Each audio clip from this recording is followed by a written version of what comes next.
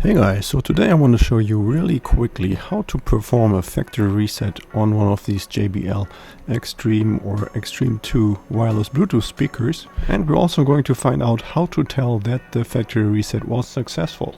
Okay, so of course the speaker at this point is turned on and it is also connected here to my smartphone. You can see this here in the list, it's right there, it says it's connected.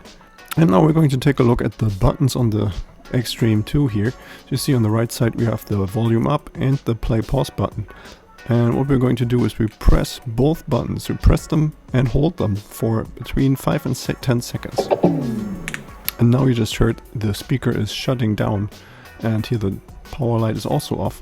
So at this point the reset has already been performed, and you can tell by looking at your phone because now it is of course disconnected.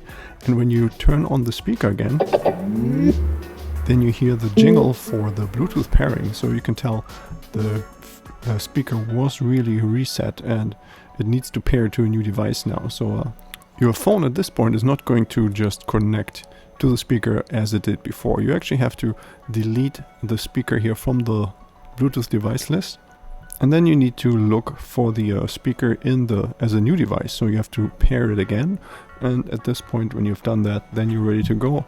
The speaker is reset and you're already paired again to it. Okay, I hope this video is helpful. If you have any more questions or comments, then please write a message below.